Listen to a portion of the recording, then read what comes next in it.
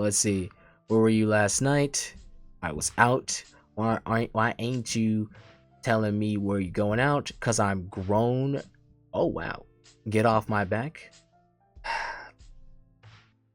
You know, I got a shiver down my spine reading that because I'm like, do these kids fear God? Because best believe mama go put the fear of God into your backside. Like what?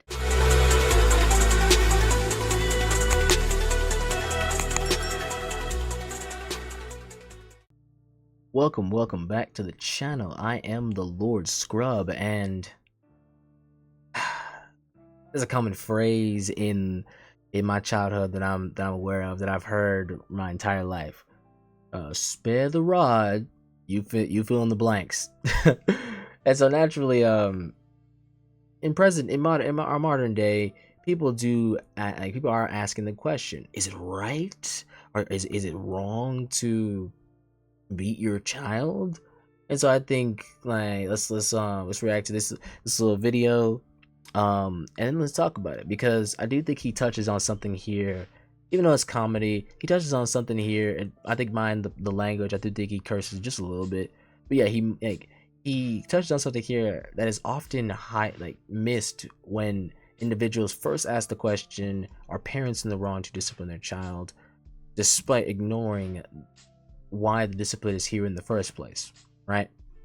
But with that being said, let's get it. Ready with me as I prepare to whoop my child's ass. Now, I know I'm going to get a lot of comments about how I'm a bad father and I should practice gentle parenting, but if you read the nasty text that I got from... So let's see. Where were you last night? I was out. Why ain't you telling me where you going out? Cause I'm grown. Oh wow. Get off my back. You know, I got a shiver down my spine reading that because I'm like, do these kids fear God? Because best believe mama go put the fear of God into your backside. Like what? Man, my mother wishes the day I come at her like this, because that's the last day I survive on the earth. What we talking about? I wouldn't have made it this far with moves like that. So we got the WTH abbreviation, little child, I'm your father, and it says and.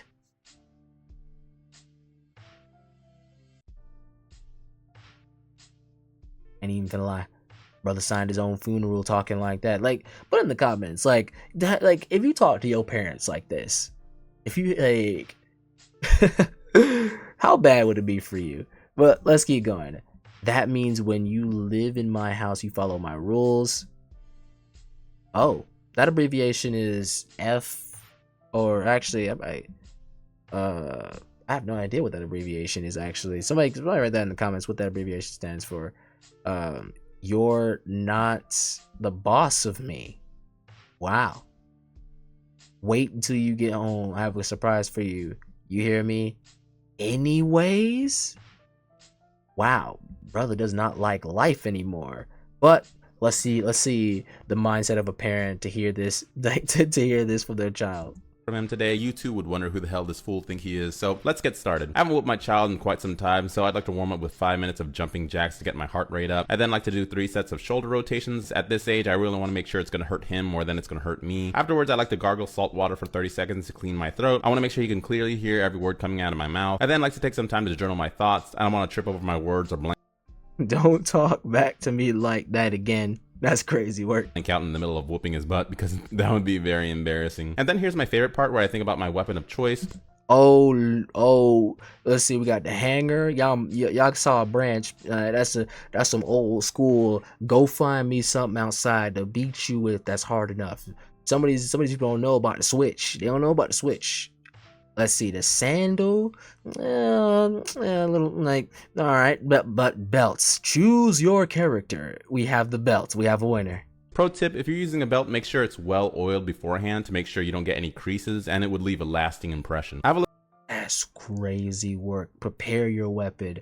You know, like, the person with the sword, they kind of put it on the little anvil or something like that, and it just sharpens it. He said, let me make sure you're nice and ready to cause maximum damage. A little bit more time, so I like to use it to do some deep meditation and call upon my ancestors to lend me their strength. I like to then sit in my seat. Call upon the ancestors. Ah yes. Lord Jesus, help me put the fear of God. Terrible. Yes, the grandparents, the great grandparents, the great grandparents, the audacity of this generation. You must do something or something. I don't know. But let's see. Eat and practice my threatening look before he comes. Oh, here he goes. Be sure to like and subscribe, and I'll see you in the next video. Bye. Hey guys, get ready with me as I prepare to whoop. A side note, that last portion of him just sitting there with the belt in the chair. Oh my goodness. Let me tell you guys a story.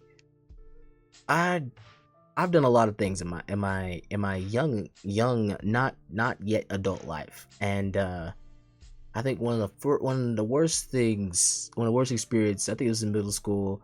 I remember it like it was yesterday. I showed up in the principal's office. I am over here looking like, okay, the worst is over. It's nothing.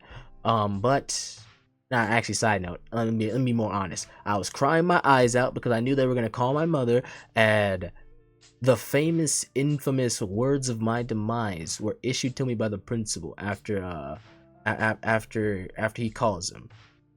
Hey, here's the phone. Your mother wants to speak with you. The fear of God was definitely in me, holding, like, slowly reaching for that phone with my trembling hands to put it near my ear. Hello? And let's just say in the calmest way, be ready when you get in this house. Be home on time. You better not go missing. I expect you home, like, if you're not here 15 minutes, which it shouldn't take me barely 5 minutes to get to the house, by the way. If you ain't here in 15 minutes, it's gonna be worse for you. Do not take your time. Do not walk slow. Let's just say after that, words were exchanged about how I'm sent to school to like, learn education, not to be a class clown, and the story is Mama got me right that day. But on the conversation of belts to butt, because I'm not gonna say that phrase, but you guys know, if you guys know the phrase. Is it right to discipline your child in this way? Well, let's go to the Bible. Deuteronomy chapter 6 verse 5 through 7 highlights this. You shall love the Lord your God with all your heart and your soul and all of your might. Famously, Jesus quoted this as the greatest commandment. Verse 6, and these words that I command to you today shall be in your heart. I think I'm about to hiccup a little bit, but verse 7, you shall teach them diligently to your children, and you shall talk of them when you're sitting in your house, when you walk by the way, and when you lie down and rise up. So what Moses establishes here is, you shall love the Lord your God in this way, and all the commands you will hold in your heart and instruct to your children. So the way Moses teaches is what will persist in righteous people, right? So take note of that. Now, later prophets highlight what this instruction and this diligently teaching your child looks like. Proverbs chapter 13 verse 24. Whoever spares the rod, so real quick, let me just zoom in just a little bit. Whoever spares the rod hates his son, and whoever loves him is diligent to discipline him. So the rod is used as a corrective measure, a literal rod, and essentially someone who withholds that does not love his child. For the diligent, the same language, diligently teach your children.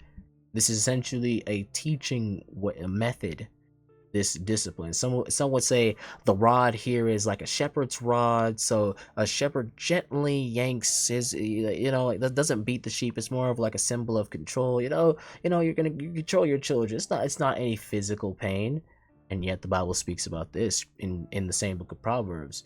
Proverbs chapter 23 verse 13. Do not withhold discipline from a child. So again, this language, discipline, this language, diligent, that was used for Moses, again, has a foothold in this verse, and it says, if you strike him with a rod, he will not die.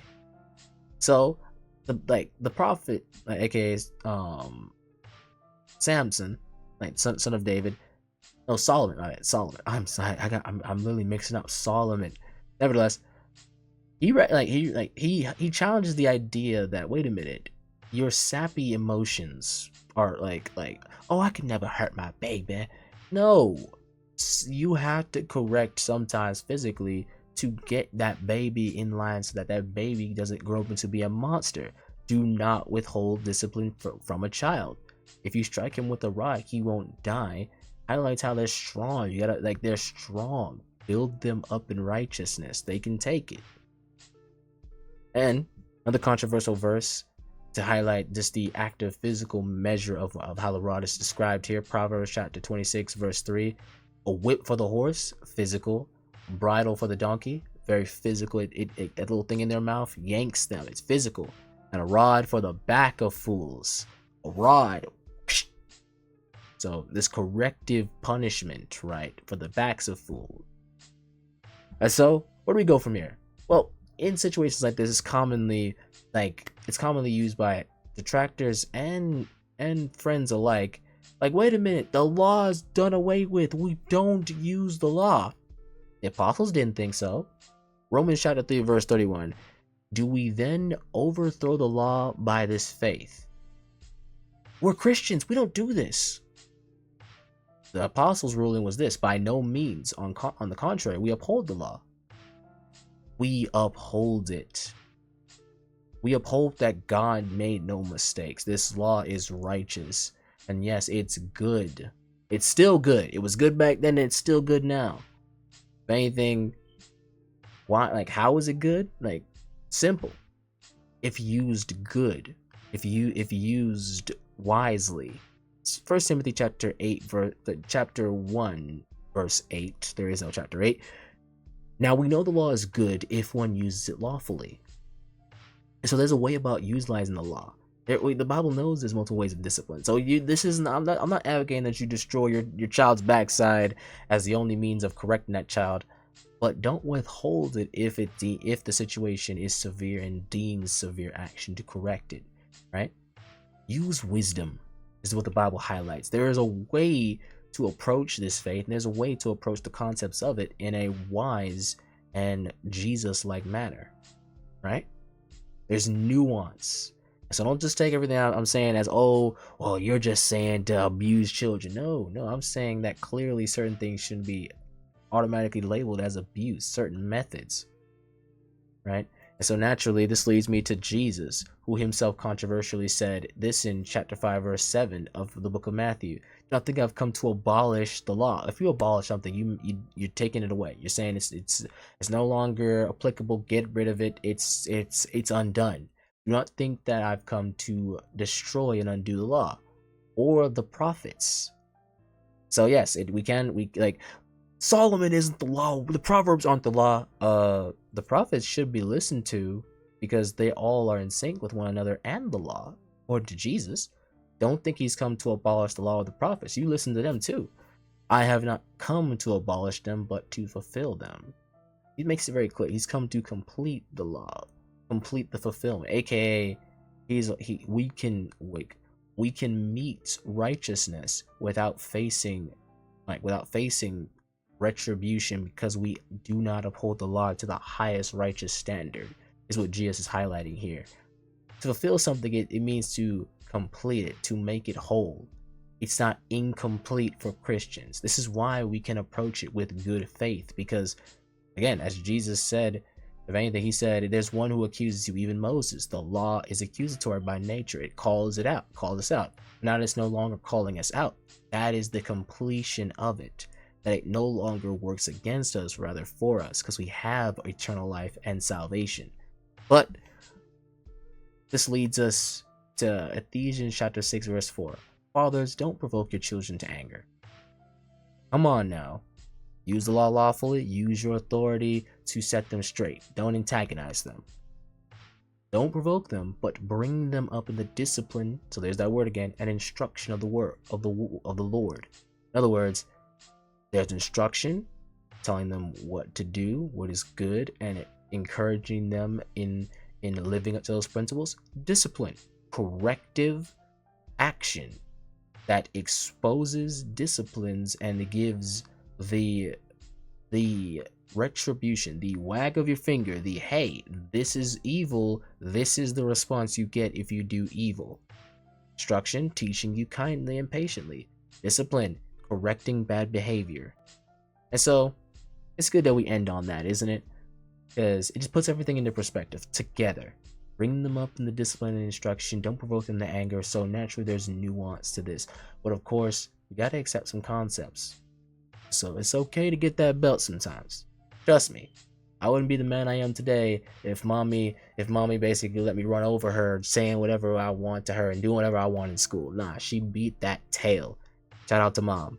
And of course, mom, if you watch this video, love you always. Always love you. But with that being said, let me know what you guys think in the comments. Do you think, no, you interpreting these verses wrong, you don't got the context, you're just verse hopping, yada yada yada? Or do you think, nah, you touched on something here? And I think this generation can use a bit of that rod, right? Use a bit of that rod of correction for that backside, so that we don't have too many fools walking around here blatantly being foolish. But whichever way you think, keep the conversation civil in the comments, and let me know what you guys think. But with that being said, God bless and stay blessed, and see you guys in the next one. Take care.